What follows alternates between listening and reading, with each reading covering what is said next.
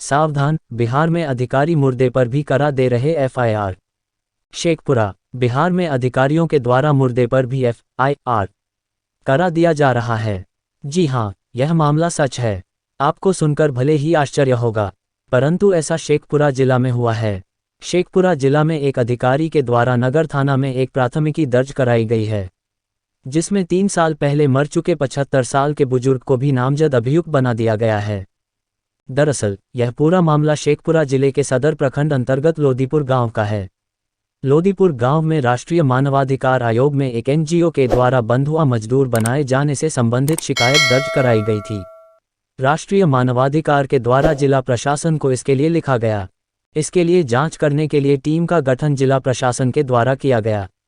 इस टीम का नेतृत्व अनुमंडल पदाधिकारी निशांत कर रहे थे, जबकि टीम में पुलिस उपाधीक्षक संदीप गोल्डी, श्रम अधीक्षक विनय कुमार के साथ साथ कई अधिकारी शामिल हुए।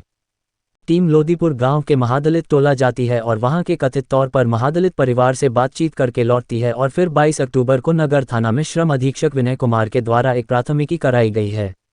प्राथमिकी में नामजद अभियुक्त मृतक व्यक्ति को बनाया गया है। 3 साल पहले ही मुन्नी सिंह का हो गया है निधन। दर्ज कराई गई प्राथमिकी में 3 साल पहले ही मृतक हो चुके मुन्नी सिंह को नामजद अभियुक्त बनाया गया है। उनके भतीजा श्रीकांत सिंह कहते हैं कि वह स्टेट बैंक ऑफ इंडिया में क्लर्क थे। 3 साल पहले ही उनका निधन हो गया। सभी लोग इस बात से वाकिफ है। बावजूद अधिकारियों ने मृतक हो चुके उनके चाचा को नामजद अभियुक्त बनाते हुए एफआईआर करा दिया है। इस मामले में उनके द्वारा बताया गया कि गांव में बंधुआ मजदूर से संबंधित एफआईआर कराया गया है, जबकि ऐसी कोई बात नहीं है। महादलित परिवार को बरगला कर एफआईआर कराया गया है। वह मृतक के एफआईआर में नाम देने से ही पता चल रहा है। 20 साल से बंधुआ मजदूर होने की कही गई है बात। श्रम अधीक्षक के द्वारा दर्ज कराई गई प्राथमिकी में 20 साल से 9 परिवार के 43 लोगों को बंधुआ मजदूर बनाकर रखने, गाली गलौज मारपीट करने, दूसरे के यहाँ काम करने के लिए नहीं जाने देने और 3 किलो 4 किलो चावल केवल मजबूरी में देने का आरोप लगाते हुए दलित अधिनियम में भी प्राथमिकी कराई गई है। इसमें गांव के ही 9 किसानों को नामजद अभियुक्त बनाया गया है। इस मामले में श्रम अधीक्षक ने बताया कि जांच टीम में जो मामला सामने आया है और जिन किसानों का नाम बताया गया है उनके विरुद्ध ही प्राथमिकी दर्ज कराई गई है।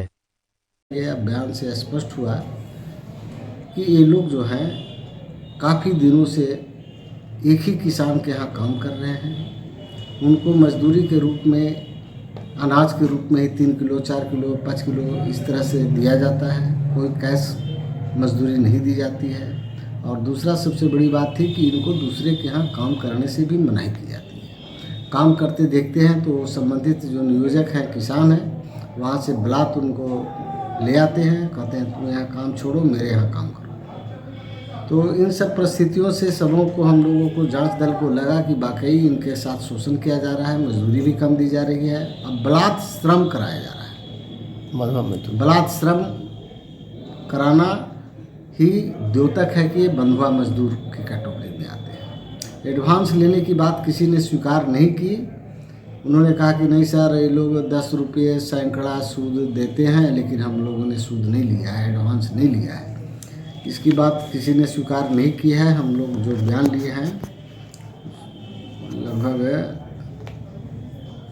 7 परिवार का हम लोगों ने बयान लिया है सर, और उसमें टोटल 43 उनके परिवार के सदस्य को हम लोगों ने, एसडीओ साहब ने डिक्लेयर किया, रिलीज सर्टिफिकेट जारी किया बंधुआ मजदूर का। अब उन बंधुआ मजदूर के जो नियोजक हैं, 9 नियोजकों का नाम पता जो बतलाया गया, जो उसी गांव के रहने वाले हैं, उनके विरुद्ध थाना में एफआईआर दर्ज कर दी गई है। बंधुआ मजदूर के अधिनियम के तहत उन पर कार्रवाई होगी, न्यूनतम मजदूरी के तहत कार्रवाई की जाएगी और जेजे एक्ट वगैरह भी उन पर शायद लगे है, उसके तहत भी कार्रवाई की जाएगी। आगे क्या कार्रवाई की जा रही है? मजदूरों को तो 30,000 रुपया देना है सभी को। जिनको रिलीज सर्टिफिकेट इशू हुआ है उनको तत्कालिक सहायता बंधुआ मजदूर अधिनियम, पुनर्वास अधिनियम योजना 2021 के तहत 30,000 प्रति बंधुआ श्रमिक को तात्कालिक सहायता प्रदान करना है,